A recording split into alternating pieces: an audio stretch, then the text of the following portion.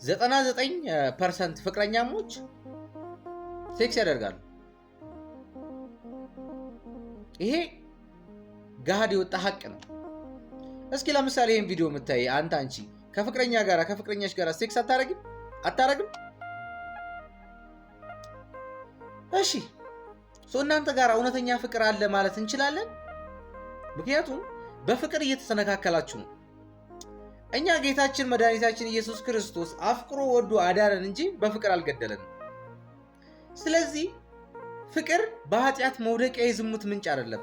እናንተ የምትዘሙቱ ሰዎች እናንተ ጋር ፍቅር ስለሌለ ነው በነገራችን ላይ። ምክንያቱም ፍቅር ራስን አሳልፎ እስከ መስጠት ነው አይደል? ያ በጣም ብታፈቅሩት በጣም ብትወዱት ራሳችሁን አሳልፋችሁ እስከ መስጠት ብታፈቅሩት ሰው ከአምላኩ ተለያይቶ የአምላኩን ሕግ ሽሮ በኃጢአት ሲወድቅ ሲኦል ሲገባ ማየት ምንኛ ያማል።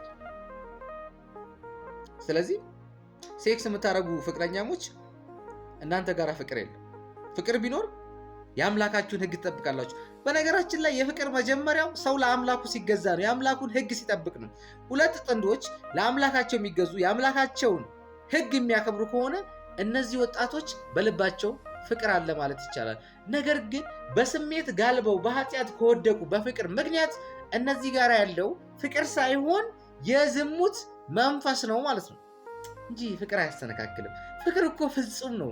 ብዙዎቻችን እኮ በፍቅር ወደቅን፣ በፍቅር ተሰነካከልን። ፍቅር አልገባንም እኮ ለዚህ ነው። ከወደድካት ከኃጢአት ከዝሙት ጠብቃት። ምድራዊ ህይወቷን ብቻ ሳይሆን ለሰማይ ህይወትም አዘጋጁ። ፍቅር እንደዚህ ነው።